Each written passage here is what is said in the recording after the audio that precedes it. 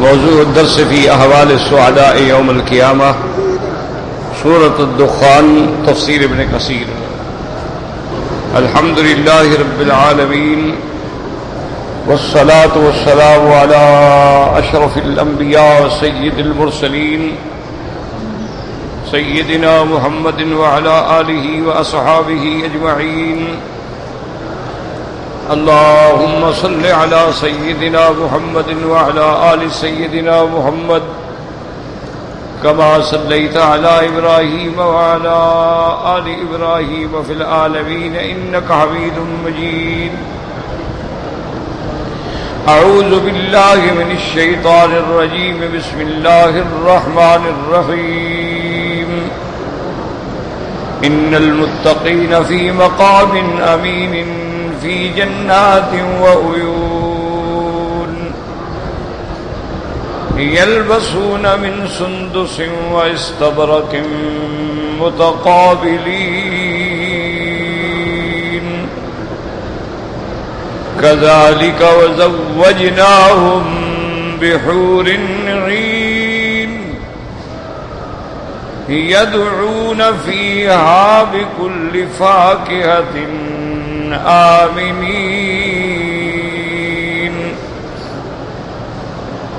لا يذوقون فيها الموت إلا الموتة الأولى ووقاهم عذاب الجحيم فضلا من ربك ذلك هو الفوز العظيم. فإنما يسرناه بلسانك لعلهم يتذكرون فارتقب إنهم مرتقبون. قال المؤلف المفسر رحمه الله تعالى أدام النفع بعلومه وعلومكم في الدارين آمين إلى أن قال وقوله عز وجل يدعون فيها بكل فاكهة آمنين أي مهما طلبوا من أنواع الثمار أهدر لهم وهم آمنون من انقطاعه وامتناعه بل يحضر إليهم كل ما أرادوا. اب اس آیت میں اللہ تبارک و تعالی نے ارشاد فرمایا یدعون فیہا بکل فاکہۃ آمنین. مفسر رحمۃ اللہ علیہ فرماتے ہیں کہ جب چاہیں گے جس قسم کا پھل چاہیں گے جس قسم کے فواکہ چاہیں گے وہ حاضر کر دیے جائیں گے. وہم آمنون اور وہ مطمئن ہوں گے کہ یہ نہ پھل ختم ہوں گے اور نہ اس کے بعد یہ دوبارہ ہمیں نہیں ملیں گے بلکہ جب چاہیں گے اسی وقت ہر چیز تمنا کے مطابق حاضر ہو جائے گی.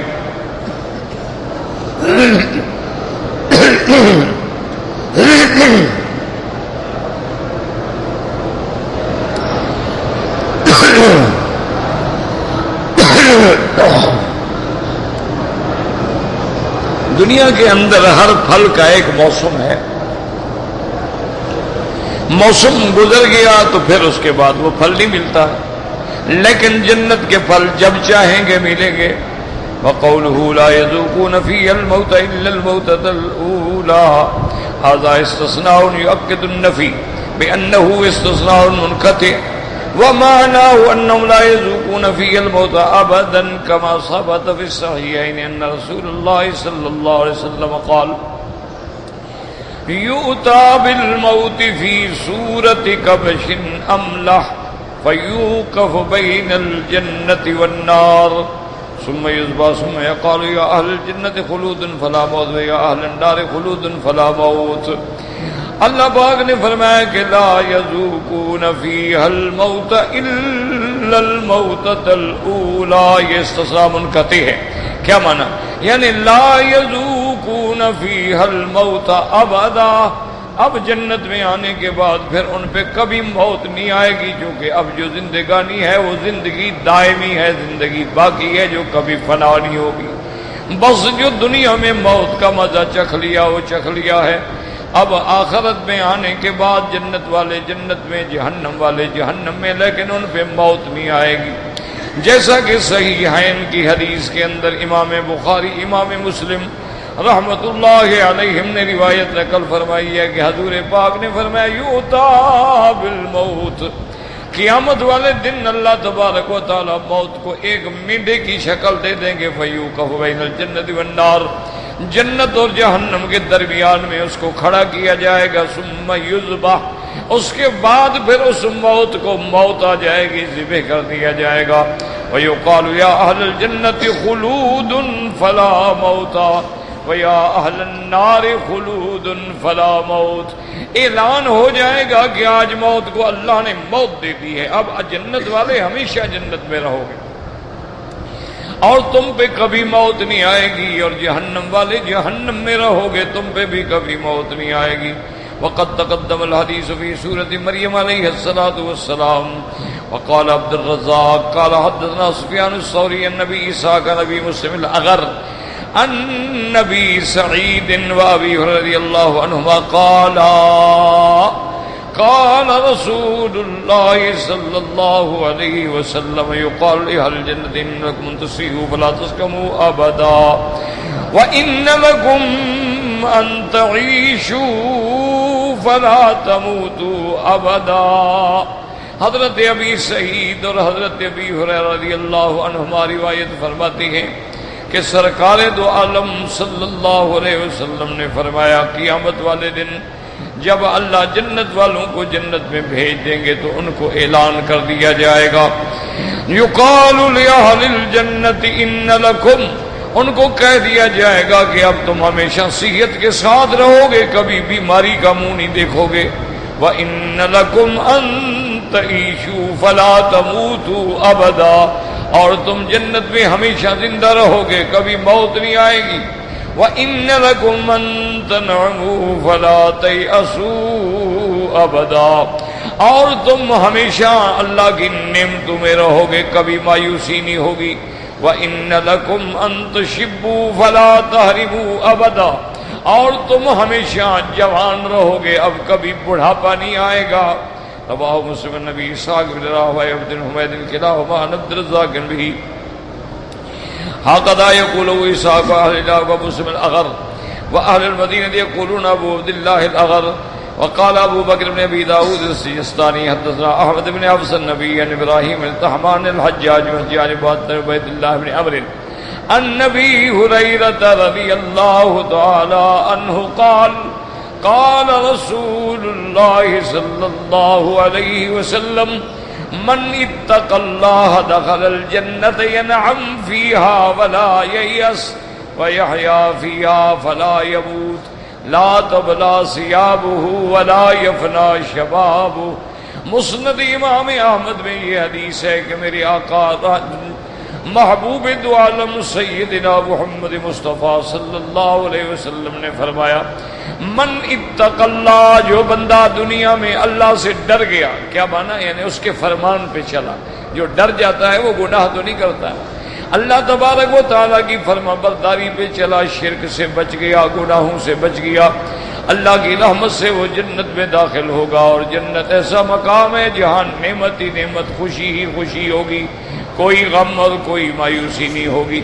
وَيَحْيَا فِيهَا فَلَا يَمُوتُ، اور اس میں ہمیشہ زندہ رہے گا، موت نہیں آئے گی. لَا تَبْلَى ثِيَابُهُ، اس کے کپڑے جو ہیں وہ بھی پرانے نہیں ہوں گے. وَلَا يَفْنَى شَبَابُهُ، اور اس کی جوانی پہ بھی کوئی فنا نہیں آئے گی، ہمیشہ جوان رہیں گے. وقال ابو القاسم الطبراني حدثنا احمد بن يحيى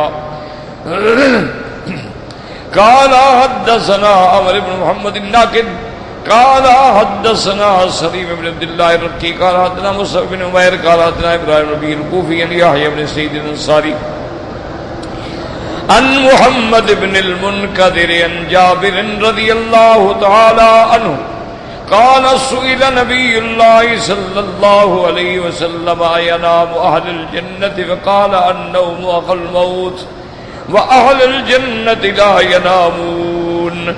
وهكذا رواه أبو بكر المردوي في تفسيره ابو القاسم طبرانی رحمۃ اللہ علیہ نے اس حدیث سے نقل کیا ہے عن جابر رضی اللہ تعالی عنہ، حضرت جابر سے روایت ہے، وہ فرماتی ہیں کہ حضور پاک سے پوچھا گیا، سوال کیا گیا، اَيَنَامُ أَهْلَ الْجَنَّةِ، کیا اہل جنت جو ہیں جنت میں نیند کریں گے؟ حضور پاک نے فرمایا کہ نیند جو ہے وہ موت کی بہن ہوتی ہے، اس لیے اہل جنت جو ہے وہ نیند نہیں کریں گے جنت کے اندر۔ اور پھر نیند تو تھکان سے آتی ہے نا، آدمی تھک جاتا ہے تو نیند کا محتاج ہوتا ہے، وہاں تو تھکان ہے ہی نہیں، وہاں تو راحت ہی راحت ہے، آرام ہی آرام۔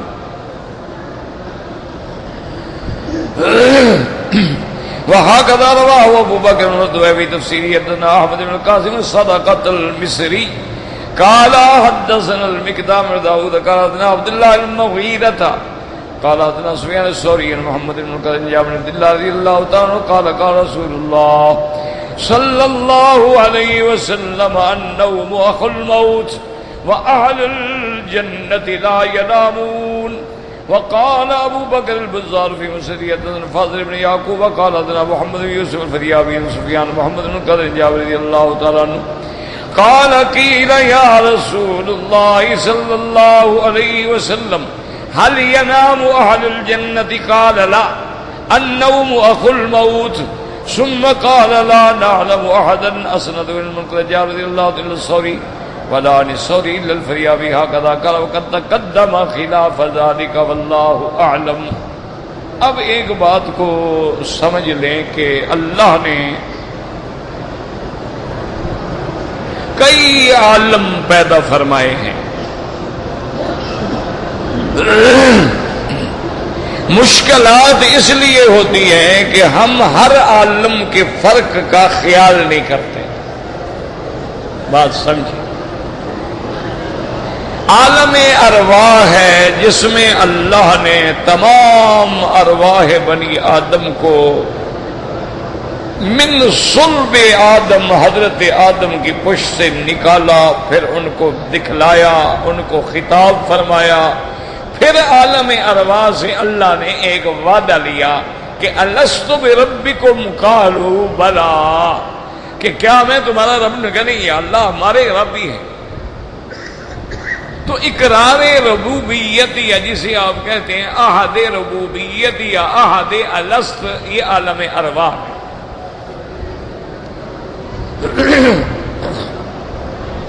اب بات سمجھو کہ عالم ارواح ایک الگ عالم ہے، اور پھر وہ عالم غیب ہے جس کو ہم نے نہیں دیکھا، کسی نے بھی نہیں دیکھا الا جن کو اللہ نے دکھلایا، کہ حضرت آدم علیہ السلام کو دکھلایا گیا اور بتلا دیا گیا کہ یہ تیری اولاد ہے اور یہ فلاں نبی ہے، فلاں نبی ہے، اس کی عمر اتنی ہے۔ تو اسی طرح روایات میں آتا ہے کہ جب آپ نے حضرت داؤد علیہ السلام کو دیکھا تو یا اللہ اس کی کتنی عمر ہے؟ تو اللہ نے فرمایا اس کی عمر 60 سال ہے۔ یا اللہ آپ تو جو چاہیں کریں، لیکن میری عمر سے 40 سال اس کو دے دیں۔ تو معنی یہ ہے کہ آدم علیہ السلام کو تو سب کچھ دکھلایا گیا، لیکن اور کسی کو نہیں دکھلایا، ان سے وعدہ بھی لیا گیا۔ اس کا مطلب ہے کہ ارواح بھی بولتے ہیں کہ جب اللہ نے فرمایا الست بربکم قالوا بلا، تو انہوں نے اقرار کیا۔ اب کوئی آدمی اس وقت عقل لڑائے کہ جی روح کیسے بولتی ہے، تو یہ بے وقوفی ہے، وہ عالم ہی الگ ہے۔ تو جب آپ ایسی باتوں میں پڑیں گے تو پھر گمراہ ہونے کا خطرہ ہو۔ بھئی ایک ایسا عالم ہے جو غیب ہے، جس کو ہم نہیں جانتے، نہیں سمجھتے۔ اس کی ایک چھوٹی سی مثال دیکھیں، مثلا ہم چاند پہ نہیں گئے، ہمیں کیا پتا چاند پہ کیا ہو رہا ہے؟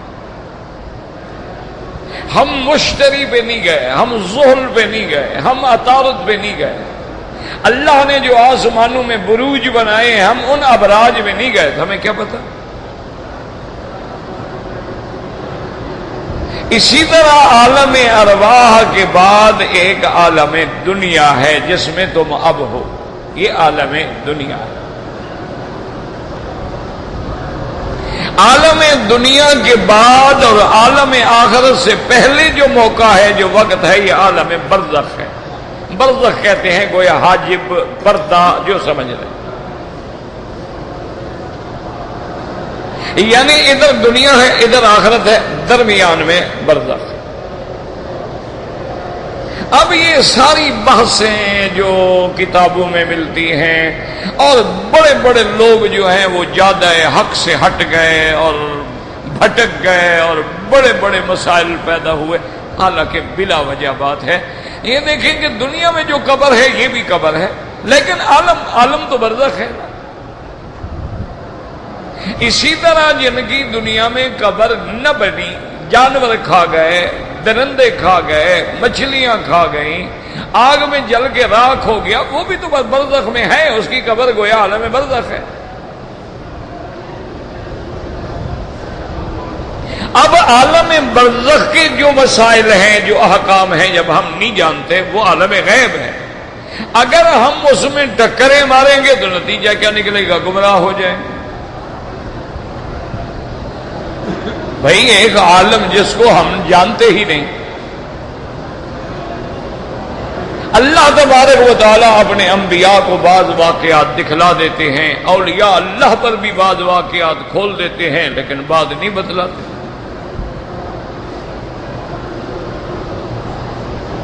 تو اس لیے آدمی کو پھر، اسی لیے وہ آدمی پھر ٹھوکریں کھاتا ہے۔ تو جی بندہ تم مر گیا، اس کو درندے کھا گئے، پھر حساب کتاب کیسے ہوگا؟ بھی تم نے حساب لینا ہے یا اللہ نے لینا ہے؟ تو اللہ تو ہر چیز پہ قادر ہے۔ اسی لیے باتوں کو اچھی طرح سمجھیں، عالم ارواح الگ ہے، عالم دنیا الگ ہے، عالم آخرت الگ ہے۔ اب آخرت میں جو احوال آئیں گے، جو قرآن حدیث ہمیں بتائیں گے، آمنا وصدقنا، باقی تو ہم نے دیکھا ہی نہیں۔ اب ہم بلا وجہ ٹکرے ماریں کہ جی وہاں جنت میں سب کی عمر جو ہے 33 سال ہوگی، سب جوان ہوں گے، مرد بھی جوان ہوں گے، عورتیں بھی جوان ہوں گی، اور پھر ہر مرد کو اس کی بیوی ایک ہے یا دو وہ بھی ملیں گی، 70 حوریں بھی ملیں گی، اور جناب وہ اتنی طاقت و قوت بھی ملے گی۔ اور یہ کیسے ہوگا؟ وہ عالم ہی الگ ہے، اللہ جانے۔ تو جو پروردگار عالم ہمیں اس دنیا میں پیدا فرماتے ہیں، اچھا پھر ہر بندے پر ایک عالم آتا ہے۔ کبھی وہ ماں کے پیٹ میں ہے، کبھی ماں کے پیٹ سے باہر آنے کے بعد دودھ پینے کی عمر میں ہے، کبھی دودھ پینے کی عمر کے بعد وہ لڑکپن میں ہے، کبھی لڑکپن سے نکلنے کے بعد وہ بھرپور جوانی میں ہے، کبھی جوانی کے بعد وہ بڑھاپے میں ہے، کبھی بڑھاپے کے بعد اب وہ موت کے کنارے آ لگا ہے۔ تو ہر چیز الگ ہے۔ جب ماں کے پیٹ میں تھا اور حالت تھی، وہاں غذا بھی اور تھی، جب پیدا ہوا تو وہ غذا اور تھی، جب آہستہ آہستہ بڑھتا گیا لباس بھی بدلتا گیا، غذا بھی بدلتی گئی، جب جوانی آئی تو اور قوت تھی، پھر اس کے بعد بڑھاپا آیا تو کمزوری آ گئی، اب موت کے کنارے پہ قبر کا منتظر ہے۔ تو یہ عالم اللہ دکھلاتے ہیں کہ جیسے جیسے ہم نے تیری زندگی میں انقلاب لائے ہیں، اسی طرح عالم میں بھی انقلاب ہوگا کہ عالم دنیا الگ ہوگا، عالم آخرت الگ ہوگا۔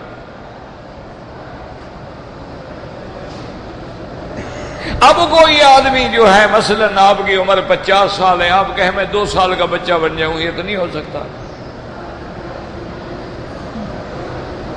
اسی طرح اگر ایک آدمی کی عمر جو ہے وہ 20 سال ہے، وہ کہہ نہیں میں تو 80 سال کا بزرگ بن جاؤں رات، یہ تو نہیں ہو سکتا، اپنے وقت پہ آئے گا۔ اچھا یہ سارے عالم ادوار جو ہیں یہ مومن پہ بھی آئیں گے، کافر پہ بھی آئیں گے۔ تم بھی پیدا ہوتے ہو، کافر بھی پیدا ہوتے ہیں، تمہارے بھی اولادیں ہیں، کافروں کی بھی اولادیں ہیں، تمہارے بھی بیٹے ہیں، کافروں کے بھی بیٹے ہیں، تمہاری بیٹیاں ہیں، کافروں کی بھی بیٹی ہیں، تمہیں بھی بیماری آتی ہے، انہیں بھی بیماریاں، تمہیں بھی دکھ ہے، سکھ ہے، خوشی ہے، غم ہے، نفع ہے، نقصان ہے، انہیں بھی ہے۔ یہ تو ایک نظام عالم ہے۔ فرق اتنا ہوتا ہے کہ کافر اسباب میں الجھ جاتا ہے، اور مومن جو ہے وہ سیدھا خالق الاسباب کی طرف جاتا ہے۔ کافر کہے گا جناب اس کو ہارٹ اٹیک ہوا ہے، اگر تم لوگ 5-6 گھنٹے پہلے ہسپتال پہنچ جاتے نا تو ریکور ہو جاتا۔ مومن کہے گا بھئی اللہ نے لکھا تھا یار، کیا ریکور ہو جاتا، جو موت کا وقت ہے آ گیا، بس انا للہ و انا الیہ راجعون آ جاتا تو کیا ہو جاتا۔ جو ہسپتال میں موجود ہوتے ہیں وہی دورہ پڑتا ہے، مر جاتے ہیں، وہ کیوں نہیں ریکور کر لیا تم نے؟ ہسپتال میں بیٹھے ہوتے ہیں وہی دورہ پڑ گیا، اب بھی تو آنے میں کوئی دیر نہیں لگی نا، لیکن اس کو تم نہیں بچا سکے۔ سیدھی بات کرو، ہم کہتے ہیں بھائی اللہ نے موت لکھی تھی، سبب اس کا یہ تھا کہ دل کی بیماری تھی۔ اللہ نے موت لکھی تھی، سبب اس کا یہ تھا کہ اس کو بخار ہو گیا۔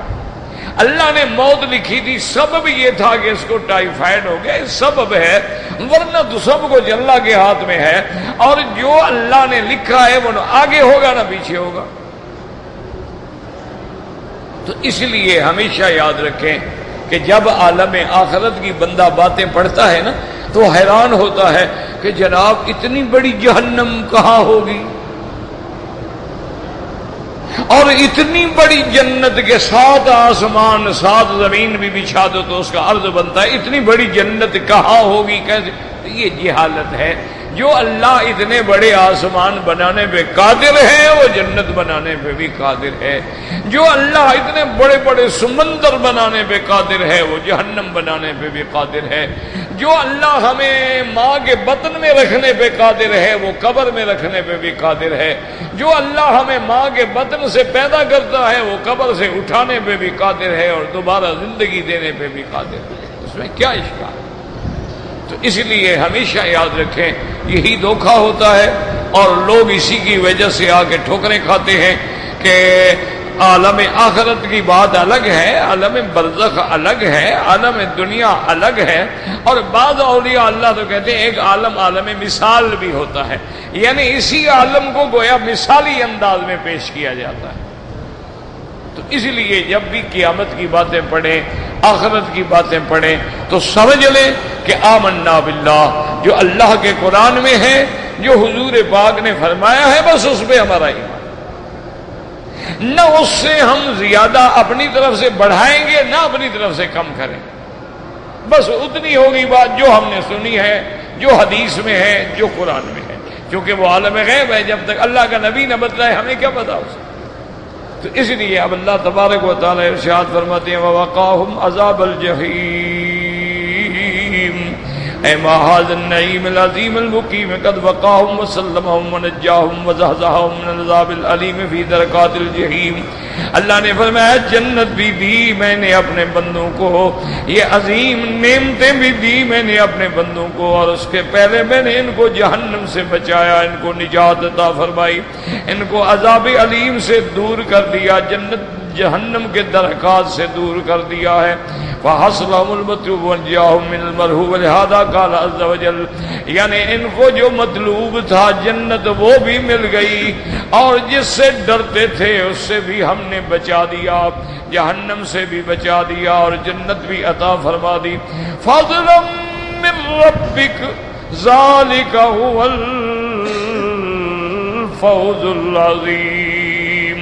جہنم سے بچانا، جنت کا ملنا، یہ سب اللہ کا فضل ہے، اللہ تعالیٰ کی نعمت ہے، اللہ کا احسان ہے، ورنہ بندے کا کوئی حق نہیں بنتا ہے۔ اللہ نے جو ہمیں نعمتیں دی ہے، اگر ہم ساری زندگی شکر کریں تو ایک نعمت کا بھی شکر ادا نہیں ہو سکتا۔ تو اللہ تبارک و تعالیٰ نے جو کچھ دیا اس کا فضل ہے۔ انما کان ھذا بفضلہ علیہم واحسانہ الیہم، اللہ کا اپنے بندوں پہ فضل ہے، اپنے بندوں پہ احسان ہے۔ کما ثبت بالصحیح عن رسول اللہ صلی اللہ علیہ وسلم انہ قال اعملوا وسددوا وقاربوا واعلموا ان احدا يدخل عمله الجنہ، حضور پاک نے فرمایا تم عمل کرتے رہو، سیدھے رستے پہ چلتے رہو، اللہ تبارک و تعالیٰ کے احکام کی اطاعت کرو، اور جان لو کوئی بندہ اپنے عمل سے جنت میں داخل نہیں ہو سکتا۔ صحابہ نے پوچھا بلا انت یا رسول اللہ، صحابہ نے پوچھا حضور آپ بھی؟ فرمایا کہ ہاں میں بھی، ولا انا الا ان يتغمدني الله برحمت منه فضل. ہاں میں بھی مگر جب اللہ تبارک و تعالیٰ اپنی رحمت فرمائیں گے، اپنا فضل فرمائیں گے، تو یاد رکھیں جنت جو ملے گی وہ رحمت سے ملے گی، اللہ کے فضل سے ملے گی، اور جن کو جہنم ملے گی وہ اللہ کا عدل ہوگا، انصاف ہوگا. اللہ ظلم سے پاک ہے، اللہ اپنے بندوں پہ کبھی ظلم نہیں کرتے. جیسے اللہ نے فرمایا یوم تجزا کل نفس بما کسبت لا ظلم اليوم.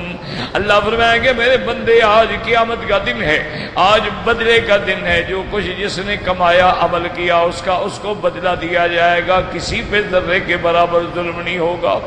اللہ فرماتے ہیں وما ربک بظلام للعبید، یعنی اللہ تبارک و تعالیٰ مبالغے کا صیغہ ہے، یعنی کہ ذرے کے برابر بھی کسی پہ ظلم نہیں فرمائیں گے. اس لیے جب جہنمی جہنم میں ڈالے جائیں گے تو اللہ فرمائیں گے وما ظلمناہم ولکن کانوا انفسہم یظلمون. ہم نے ان پہ کوئی ظلم نہیں کیا، انہوں نے اپنی جان پہ ظلم کیا ہے، انہوں نے شرک کیا ہے، انہوں نے کفر کیا ہے، انہوں نے میرے اوامر کو توڑا ہے. اس لیے حضور پاک نے فرمایا کہ جب بھی جنت ملے گی اس کی رحمت سے. وقوله تبارک و تعالی فانما یسرناہ بلسانک لعلهم يتذکرون. اي انما یسرنا هذا القرآن الذي انزلناه صالا واضحا بينا جليا بلسانک الذي افصح اللغات واجلاها واحلاها. اللہ نے فرمایا میرا مدنی، میرے محبوب، یہ قرآن جو ہم نے اتارا ہے آسان بھی ہے، واضح بھی ہے، روشن بھی ہے، اور اس کو ہم نے آپ کی زبان، آپ کی لغت پہ اتارا ہے، لغت قریش پہ. اور وہ لغت جو ہے افصح اللغات ہے، ساری لغتوں سے زیادہ افصح ہے، ساری لغتوں سے زیادہ روشن ہے، ساری لغتوں سے زیادہ میٹھی ہے، ساری لغتوں سے زیادہ بلند ہے. کیوں میں نے قرآن عربی میں کیوں اتارا؟ لعلہم یتذکرون ای یتفہمون ویعملون، تاکہ وہ قرآن میں غور کریں، تدبر کریں اور اس پہ عمل کریں. ثم لما كان معاد الوضوح والبيان من الناس من قبل وخالف قال الله تعالى لرسوله صلى الله عليه وسلم مسليا له وواعدا له بالنصر ومتوعدا لمن كذبوا بالعذاب والهلاك. اب اس قرآن کی وضاحت کے بعد، اتنے کھلے بیان کے بعد، جس نے کفر کیا، مخالفت کی اور اللہ کے رسول سے دشمنی کی، اب اللہ اپنے پیغمبر کو تسلی دیتے ہیں. اللہ پاک اپنے نبی سے وعدہ فرماتی ہیں کہ میرا مدنی آپ غم نہ کریں، میری مدد آپ کے ساتھ ہے، آپ ہی کامیاب ہوں گے. اِنَّا لَنَنْصُرُ رُسُلَنَا وَالَّذِينَ آمَنُوا فِي الْحَيَاةِ الدُّنْيَا. اللہ فرماتے ہیں میرا وعدہ ہے کہ میں اپنے رسولوں کی مدد کروں گا. اللہ نے وعدہ سچا کیا، میرے مدنی کی مدد فرمائی، سارا عرب فتح ہو گیا، سارا علاقہ فتح ہو گیا. اللہ نے فرمایا فارتقب انہم مرتقبون. اللہ نے فرمایا میرا مدنی آپ غم نہ کریں، انتظار کریں، یہ بھی انتظار کریں، دیکھیں انجام کیا ہوتا ہے، کس طرح ہم کفر کو سزا دیتے ہیں اور کس طرح ہم اسلام اور مومنوں کی عزت دیتے ہیں. انہم مرتقبون سیعلمون من تکون النصرۃ والظفر وعلو الکلمۃ فی الدنیا والآخرہ.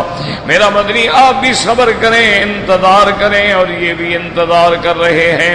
ان کو پتہ لگ جائے گا کہ مدد کس کے پاس آتی ہے، کس کے کلمے کو اللہ بلند کرتے ہیں، کس کو اللہ دنیا و آخرت میں عزت دیتے ہیں. فإنها لك يا محمد ولإخوانك من النبيين والمرسلين اتبعوك من المؤمنين.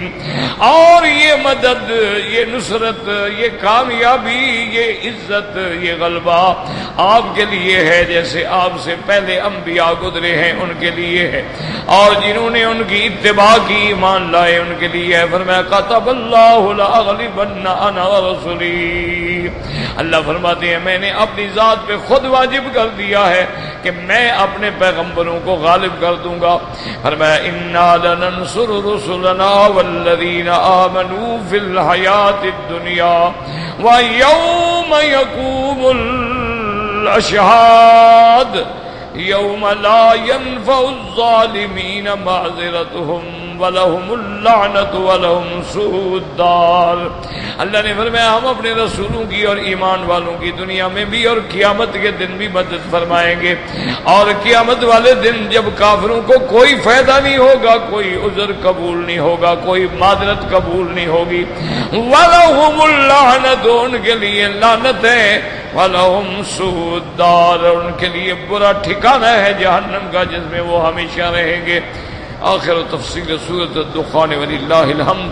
اللہم اجرنا من النار، اللہم اجرنا من النار، اللہم اجرنا من النار، اللہم نسألک رضاک والجنة ونعوذ بک من سخطک والنار، اللہم یسر امورنا فرج همومنا اقض حاجاتنا یا قاضی الحاجات، اللہم آنس وحشتنا فی قبورنا بالقرآن العظیم وذکرنا منہ ما نسینا وعلمنا منہ ما جہلنا وارزقنا تلاوته آناء الليل واطراف النهار۔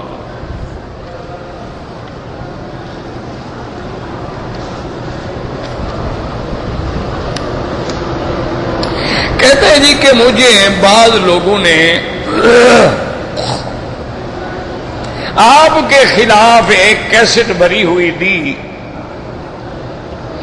میں نے الحمدللہ ان کی اس بات پہ اعتبار نہیں کیا، پھر میں نے آپ کی کیسٹ لے کے سنی تو میری غلط فہمی دور ہو گئی۔ بھئی میرا بھائی گزارش یہ ہے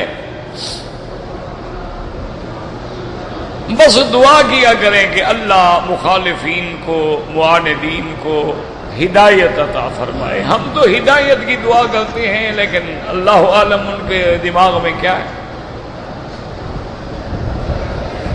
یعنی انہوں نے کوئی ایسا حربہ نہیں ہے جو استعمال نہ کیا، الزام، جھوٹ۔ اچھا پھر یہ کرتے ہیں کہ میری تقریریں جو ہیں مثلاً آج سے کوئی 5 سال پہلے میں نے تقریر کی تھی، کوئی لفظ وہاں سے لیا، کوئی وہاں سے لیا، کوئی وہاں سے لیا، کوئی وہاں، پھر ان کو جوڑ کے خود ایک کیسٹ بنائی۔ اب ٹکڑے ٹکڑے جوڑ کے جب بات بنائیں گے تو ساتھ باتیں صحیح بات تو سمجھ نہیں آئے گی۔ آج رات مجھے ایک بندہ کہہ رہا تھا کہ میں نے انٹرنیٹ پہ جب ویب سائٹ میں آپ کی ڈھونڈ رہا تھا مجھے مل نہیں رہی تھی، ایک جگہ ویب سائٹ مجھے مل گئی لیکن جب میں نے کھولی تو میں حیران ہو گیا کہ اندر تو عورتوں کے فوٹو ہیں اور اس کے بعد مکی صاحب کی تقریر ہے۔ اب اس کا کیا علاج؟ میں نے اس کو بتایا، میں نے کہا بھائی مجھے تو ویب سائٹ کا بھی پتہ نہیں، نہ مجھے انٹرنیٹ استعمال کرنا آتا ہے، بہرحال اچھائی کا بھی لوگ بنا رہے ہیں، برائی کا بھی بنا رہے ہیں، اللہ تبارک و تعالیٰ اچھوں کو ثواب دیں گے، بروں کو ہدایت دیں۔ تو یہ میرا بھائی کوئی نئی بات نہیں۔ اچھا پھر کبھی ایسا کرتے ہیں، مجھے ایک ذمہ دار آدمی نے کہا، اس نے کہا کہ میں نے کراچی میں یہاں کوئی تبلیغی جماعت کا مرکز ہے، میں تو جانتا ہی نہیں، دیکھا ہی نہیں۔ انہوں نے کہا میں وہاں گیا ہوا تھا تو باہر دکان پہ کیسٹیں بک رہی تھی تو آپ کا نام لکھا ہوا تھا، میں نے بھی 2 کیسٹیں لے لی۔ گھر آ کے جب میں نے چلایا تو میں نے کہا یار یہ تو مکی صاحب کی آواز نہیں ہے، یعنی اندر ان کا کوئی اپنا مولوی، اوپر نام میرا لکھ دیا کہ اب نام کی وجہ سے بک تو جائیں گی نا، کوئی تو سنے گا نا۔ اب اس کا میرے پاس تو کوئی علاج نہیں ماں سوا اس کے کہ میں اللہ سے دعا کروں کہ اللہ ان کو ہدایت دے۔ خدا جانے انہیں کس بات سے چڑ ہے، مجھے تو آج تک یہ بات سمجھ نہیں آئی۔ بہرحال میں یہ سمجھتا ہوں کہ یہ ہوتا آیا ہے کہ جس درخت پہ پھل ہوتا ہے نا لوگ پتھر اسی کو مارتے ہیں۔ اگر کوئی ٹنڈ منڈ درخت ہوگا اس کو کسی نے کیا پتھر مارا۔ اچھا ایک انہوں نے میرے ساتھ ایک اور چکر چلایا، بہت سارے لوگ ہی انہوں نے اپنے نام کے ساتھ مکی لکھنا شروع کر دیا، یعنی آج سے 10 سال پہلے وہ مکی نہیں تھے، نہ ان کے نام کے ساتھ کبھی مکی تھا، نہ ان کے پاسپورٹ میں مکی ہے، نہ ان کے ڈنڈی کارڈ میں لفظ مکی ہے، لیکن جب لکھتے ہیں اشتہار دیتے ہیں مکی۔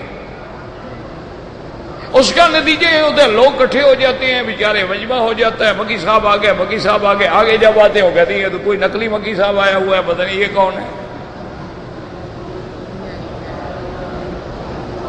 اچھا، اسی طرح میرے پاس ایک بڑا ذمہ دار آدمی آیا، اس نے کہا کہ اردو نیوز میں آپ کا کوئی مضمون آیا ہے۔ میں نے کہا میں نے تو زندگی میں کبھی مضمون نہیں لکھا۔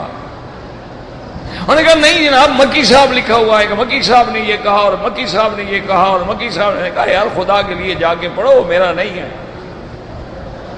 میں نے لکھا ہی نہیں تو میرا کیسے ہو سکتا ہے؟ پھر اس نے 2 دن کے بعد ٹیلی فون کیا، اس نے کہا ہاں جی اب میں نے تحقیق کی، وہاں اخبار سے تو کوئی پتہ نہیں لگا، لیکن اخبار والوں کو جب میں نے فون کیا بھی یہ کون مکی ہے، تو انہوں نے بتایا وہ ایک اور آدمی کا نام لیا کہ یہ وہ مکی ہے، محمد مکی حجازی نہیں ہے یہ۔ اب اس کا بتائیں کیا کریں؟ بس اس کا یہی علاج ہے کہ دعا کیا کریں کہ اللہ ہمیں صراط مستقیم پہ رکھے، اور ہمارے جو مخالفین ہیں، معاندین ہیں، اگر ان کے مقدر میں ہدایت ہے اللہ ہدایت دے دے، اور اگر مقدر میں ہدایت نہیں ہے تو اللہ ہمیں ان کے فتنوں سے محفوظ رکھے۔ اللہم انا نجعلک فی نحورہم ونعوذ بک من شرورہم۔ اور ہمارے پاس کچھ بھی نہیں۔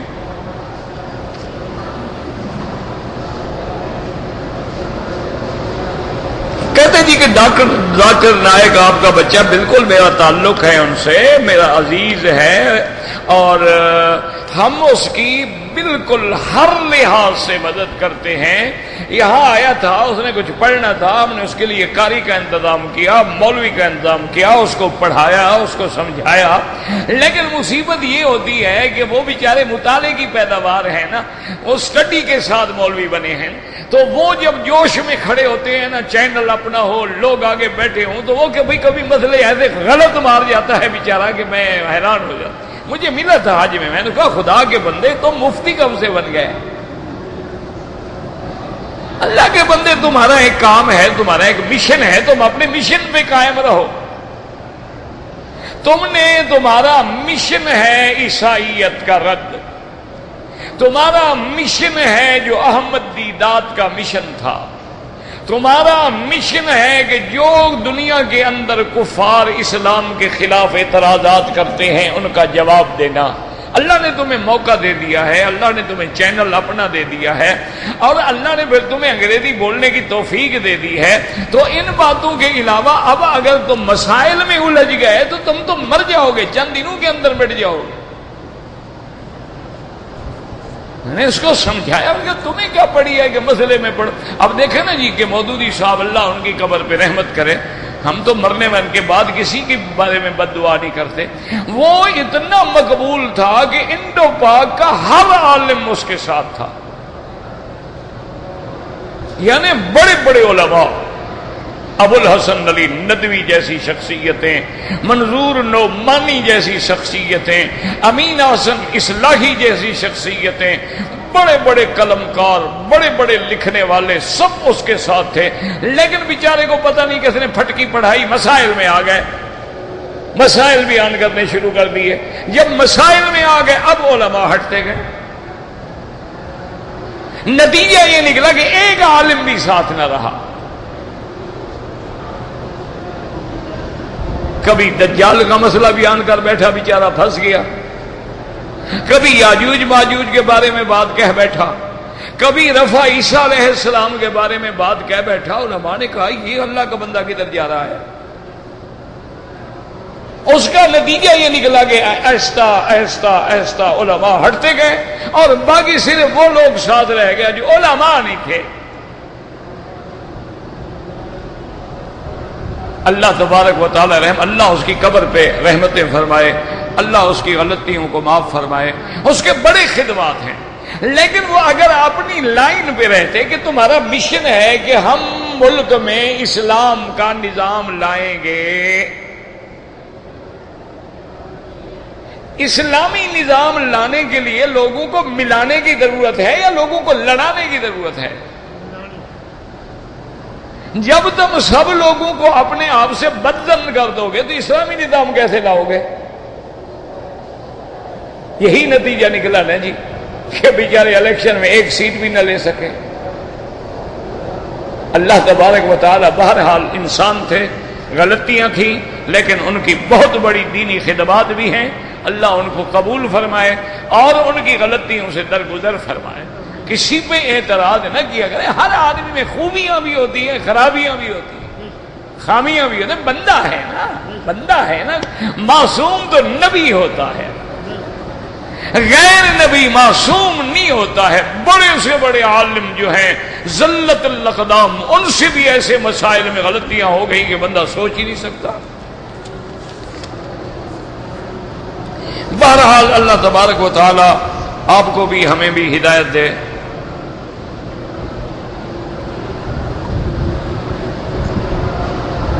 کہتے تھی کہ امریکہ میں ایک ولیم کیمبل نے کتاب لکھی تھی، اس کا جواب نہیں، اس کا جواب سینکڑوں نے دیا ہے، تم نے نہیں پڑھا ہے. اس کا جواب سب سے پہلے تو عرب نے دیا ہے. چونکہ عربی آتی نہیں، تم نے وہی سنی انگریزی اردو اس لیے کہہ رہے ہیں. اس کا جواب ایک عالم نے تھوڑا دیا ہے. اور پھر اصولی بات ہے کہ انگریزی میں اگر اعتراض آئے تو انگریزی جاننے والا جواب دے گا. مجھے انگریزی آتی نہیں، میں کیا جواب دوں گا؟ یہ کوئی کمال تو نہیں ہوتا. اور یہ بھی کمال نہیں ہوتا کہ ایک اچھا کام کر دو اور دوسرا غلط کر دو. علماء کو بڑا خیال رکھنا پڑتا ہے. فتویٰ دینا ہر کسی کے بس کی طاقت نہیں ہوتی، یاد رکھو. اب دیکھیں کہ حضور کے کتنے صحابہ ہیں، لاکھوں کی تعداد میں، لیکن فتویٰ دینے والے کتنے ہیں؟ صرف 149. ان میں 27 جو ہیں وہ مکثرین ہیں، جن کے زیادہ فتاویٰ ہیں. باقی جو ہیں وہ مقلین ہیں، جن کے قلیل فتاویٰ ہیں. اب یہ تو نہیں نا کہ ہر آدمی فتویٰ دے. اب یمن میں حضرت معاذ ابن جبل تھے، اسی طرح کوفے میں عبداللہ ابن مسعود تھے، اسی طرح خلفائے راشدین تھے. تو یہ ہر کسی کا کام نہیں ہوتا میرے عزیز، نہ ہر آدمی مفتی ہوتا ہے. دیکھو ایک آدمی ہے محدث ہے، مفسر نہیں ہوتا. مفسر ہے، محدث نہیں ہوتا. فقیہ ہے لیکن محدث اور مفسر نہیں ہے. ایک عالم ہے وہ اصولی ہے، معقولات تو جانتا ہے لیکن معصورات کو نہیں جانتا ہے. ایک آدمی ہے وہ حنفی تو ہے لیکن اس کو متون کا پتہ ہے، ظاہر الروایہ کا پتہ نہیں ہے، نوادرات کا پتہ نہیں ہے، نوازل کا پتہ نہیں ہے. یہ بڑا مشکل میدان ہے، اس میں سوچ سمجھ کے آنا چاہیے.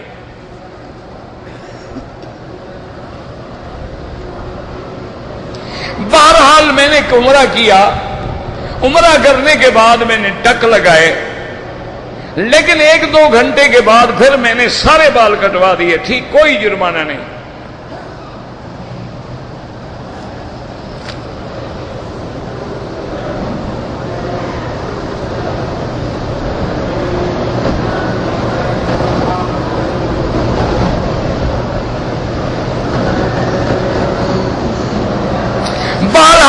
آپ نے پہلے عمرے میں تھوڑے بال کاٹے ہیں تو دم پڑ گئی. جس نے آپ کو کہا تھا نا اس نے غلط کہا تھا. وہ معنی یہ ہوتا ہے کہ ایک عمرے کے بعد بھی آپ نے عمرہ کرنا ہے تو ایک میں مشین پھروا دو، اگلے میں اس طرح پھروا دینا. یہ تو نہیں نا کہ ٹک لگوا دو.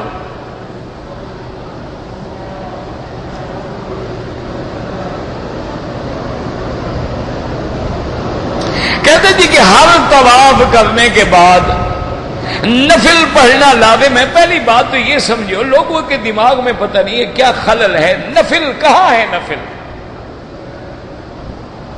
کس نے کہا ہے آپ کو کہ یہ 2 رکعت نفل ہیں؟ امام ابو حنیفہ رحمت اللہ علیہ کے نزدیک طواف کے بعد کی 2 رکعت واجب الطواف ہے. امام احمد ابن حنبل رحمت اللہ، امام شافعی رحمت اللہ علیہ کے نزدیک 2 رکعت سنت ہے. نفل تو کسی کے نزدیک نہیں ہے. نفل نفل نفل پتہ نہیں کہاں سے انہوں نے بنا دیا ہے. اصل میں دماغ کی خرابی ہے نا. وہ سمجھتے ہیں کہ طواف جو ہم نفلی کر رہے ہیں تو بعد میں بھی 2 نفل پڑھنی ہے، اور نفلی عبادت جب شروع کر دی جائے تو واجب ہو جاتی ہے. شروع کرنے سے پہلے نفل ہے، جب ہم نے شروع کر دیا اب تو واجب ہو گئی.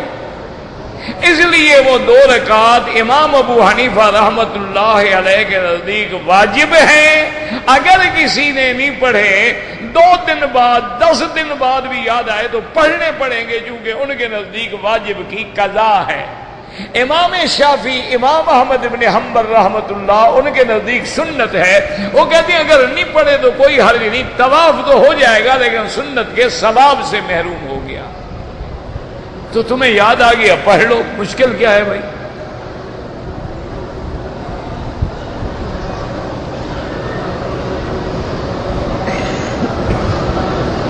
اگر کوئی امام سلام پھیرنے کے بعد دعا مانگتا ہے اور حضور انبیاء کا واسطہ دیتا ہے، بھائی نماز ہو جاتی ہے. خدا کے بندے، نماز ہر کلمہ پڑھنے والے کے پیچھے ہو جاتی ہے. صرف یہ ہے کہ مشرک نہ ہو. اس دعا مانگنے سے مشرک تو نہیں بن جاتا وہ. یہ تو ایک علماء میں بعض علماء وسیلے کے قائل ہیں. وہ کہتے ہیں انبیاء زندہ ہیں، شہداء زندہ ہیں اور زندہ سے وسیلہ جائز ہے. لیکن جمہور کا مسلک یہ ہے کہ آدمی بغیر کسی وسیلے کے سیدھا اللہ سے دعا کرے. چونکہ اللہ نے سارے قرآن میں جتنی دعائیں ہیں کسی میں وسیلہ نہیں ہے.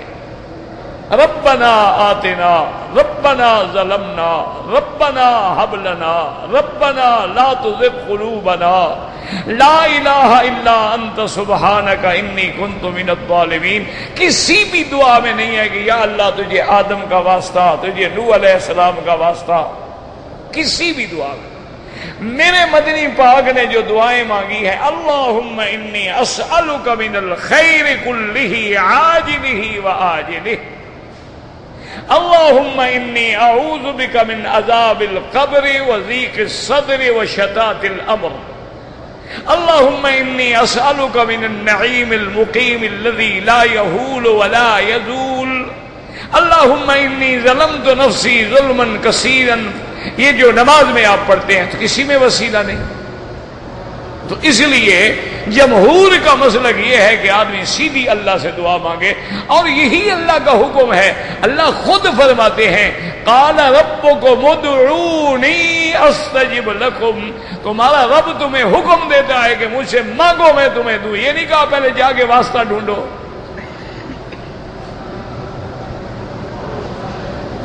باقی نماز تو ہو جاتی ہے، نماز تو ہر گناہگار کے پیچھے بھی ہو جاتی ہے، فاسق فاجر کے پیچھے بھی ہو جاتی ہے. کہتے جی کہ اگر کسی موبائل میں جاندار کی تصویر رکھی جائے بالکل حرام ہے. ہر ذی روح کی تصویر بنانا بھی حرام ہے، رکھنا بھی حرام ہے، سیو کرنا بھی حرام ہے. صرف وہ تصویر جائز ہے جو ہماری مجبوری ہے کہ پاسپورٹ ہے، آئیڈینٹی کارڈ ہے، کیا کریں، ہمیں سفر کوئی نہیں کرنے دے گا، وہ مجبوراً جائز ہے. اور آج کل تو ماشاءاللہ جی بعض شریف لوگوں نے موبائل میں بھی اپنی بیوی کی تصویر رکھتے ہیں، اور ڈرائنگ روم میں بھی سب سے بڑی شیشے پر خوبصورت فریم میں شادی والی تصویر رکھتے ہیں تاکہ جب مہمان آئیں تو سب سے پہلے میری بیگم کو دیکھیں. غیرت ہو تو ایسی ہو نا جی کہ اپنی بیوی کا اشتہار لگا کے بیٹھا ہوا ہے. پتہ ہے حضور نے فرمایا دیوس کو جنت کی خوشبو بھی نہیں آئے گی. باقی تمہاری مرضی ہے، تمہاری بیوی ہے، اشتہار بناؤ، کچھ کرو، اوپن تھیٹر لگا دو.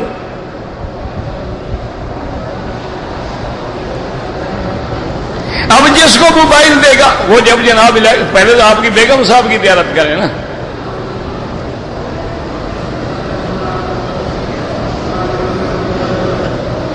اگر ایک آدمی ہر سال حج عمرہ کرے تو حج عمرے کی نیت کرے نہ تو کیا روزے کی نیت کرے. وہ جب حج کرے گا حج کی نیت کرے گا، عمرہ کرے گا عمرے کی نیت کرے گا.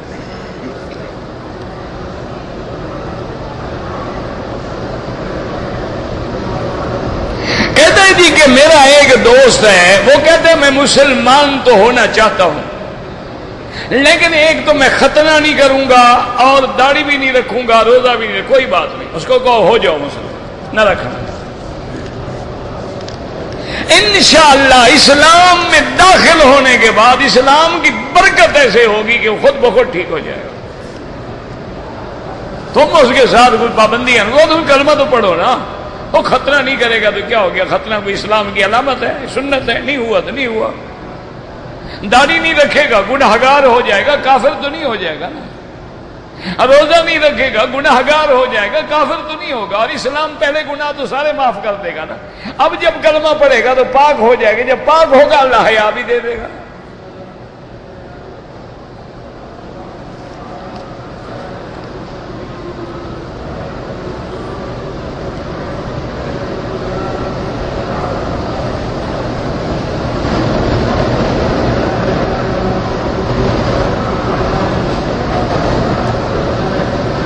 بہرحال آپ کی بیوی نانی بیمار ہو گئی، تکلیف ہوئی، عمرہ نہیں کر سکے، کوئی جرمانہ نہیں.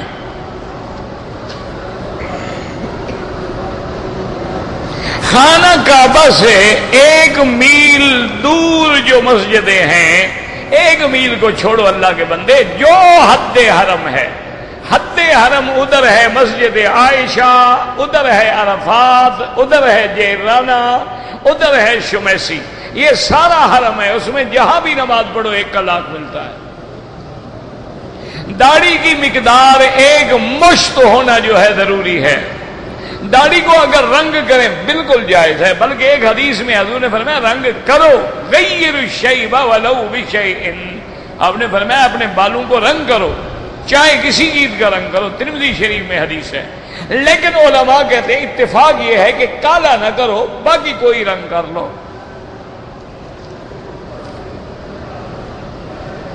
اگر ہم نے طواف کے 2 چکر کیے ہیں اور عشاء کی نماز ہو گئی، آپ نماز پڑھیں، نماز کے بعد پورے کر لیں. لیکن بعض علماء تو احتیاط کرتے ہیں، وہ کہتے ہیں اگر 1 چکر ہے، 2 چکر ہے تو پھر ابتدا سے شروع کرو. اگر 3 کر چکے تھے، 4تھے میں جا رہے تھے تو پھر جہاں چھوڑا ہے وہیں سے شروع کرو.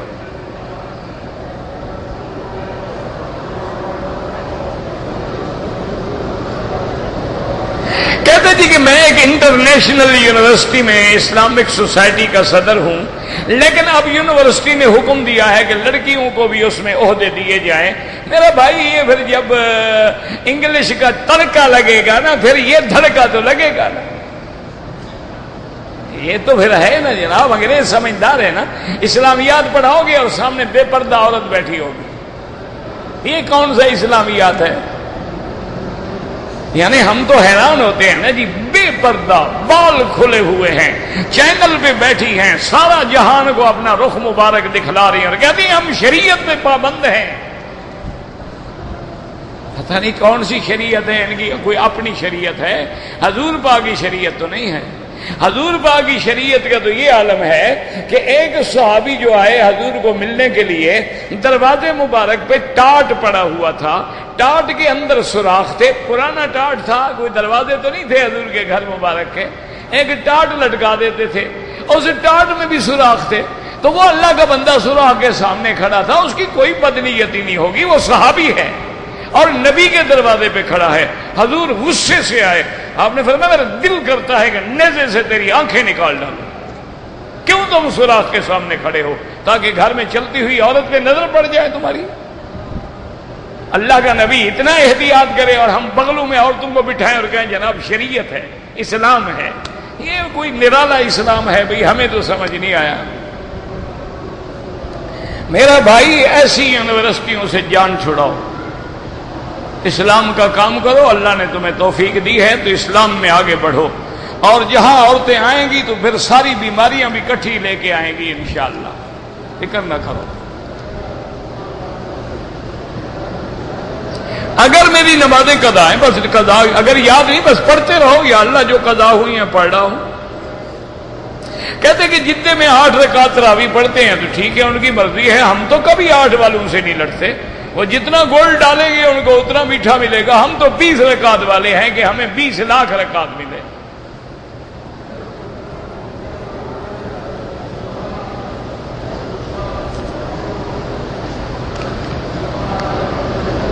ایک طواف ایک کے لیے، ایک حج ایک کے لیے، ایک عمرہ ایک کے لیے.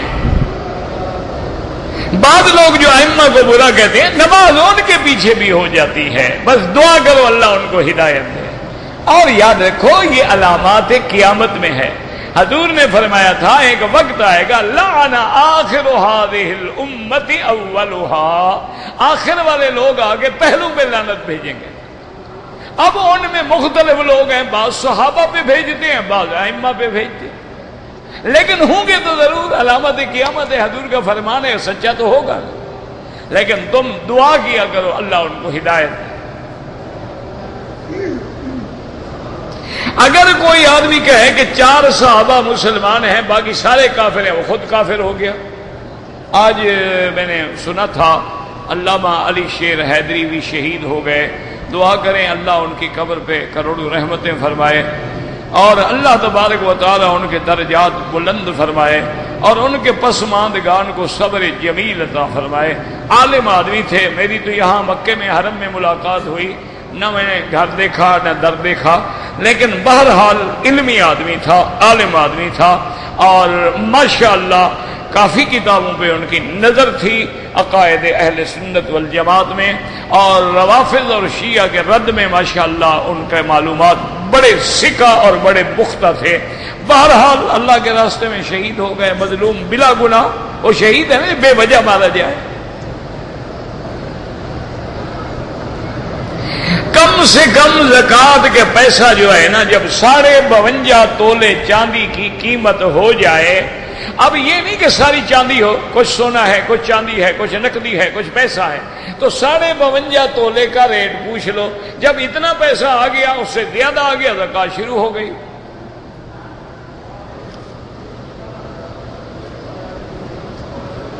باپ کا انتقال ہو گیا، بیٹیوں کی شادی ہو گئی، لیکن بیٹے بہنوں کا حصہ نہیں دیتے. قیامت میں دیں گے انشاءاللہ جب زمین جہنم کی ان کے گلے میں ڈالی جائے گی.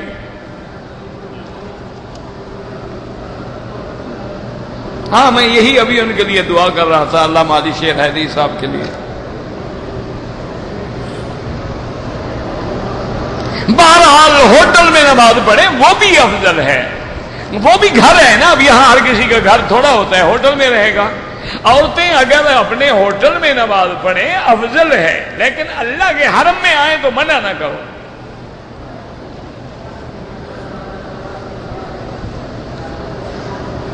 اگر ایک عورت کا خاوند فوت ہو گیا، اس کے لیے وہ حج کرنا چاہتی، بالکل کرے، کوئی بات نہیں. رمضان المبارک میں میرا بھائی درس تو ہوگا انشاءاللہ، لیکن صبح کی نماز کے بعد، اور وہ بھی عربی زبان میں ہوتا ہے، اردو میں نہیں ہوتا ہے. درس ہو نہیں سکتا. میں تو حاضر ہوں، لیکن مغرب کے بعد لوگ افطار کے لیے گھر جاتے ہیں، میں درس دیتا ہوں. عشاء کے بعد تراویح پڑھنے کے بعد ماشاءاللہ 10:30 11 بج جاتے ہیں رات کے، لوگ تھک گئے ہیں، اب پھر درس دوں تو درس کا موقع نہیں ہے. صبح کی نماز کے بعد انشاءاللہ ہوگا، لیکن وہ عربی میں ہوگا. قیامت والے دن اپنے ماں باپ سے ملاقات ہوگی، بالکل ہوگی انشاءاللہ، جنت میں اکٹھے رہیں گے. اذان کے بعد صلاۃ و سلام پڑھنا بدعت ہے، انگوٹھے چومنا بدعت ہے، دوشالے جو میت پہ ڈالتے ہیں وہ بھی بدعت ہے. کہتے جی میں ایسے معاشرے میں رہتا ہوں وہاں کوئی عالم نہیں ہے. بہرحال آپ ٹیلی فون پہ بھی پوچھ لیا کریں، کوئی ایسی بات نہیں.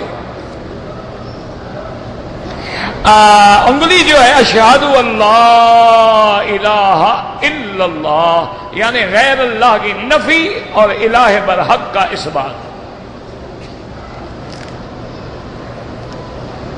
اگر ہم اپنے پاس رقم ہے زکوٰۃ دینا چاہتے ہیں، ٹھیک ہے، یہاں دو گے تو 1 لاکھ ملے گا، صاف بات ہے.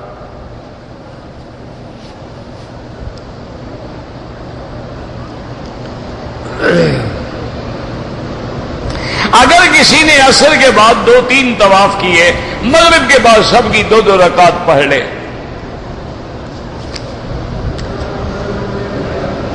عمرہ کرنے والے نے سائی کے بعد حلق نہیں کرایا، غسل کر لیا، احرام کھول دیا، سر بھی منڈوائے، دم بھی ادا کرے.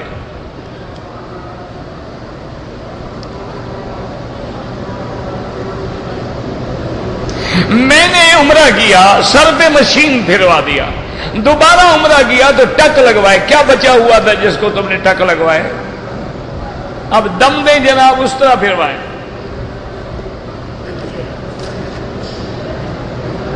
کافر کو زمزم اور کھجور دے سکتے ہیں؟ بالکل دے سکتے ہیں. ابو جہل زمزم نہیں پیتا تھا، گھٹی زمزم کی لگی تھی بدبخت.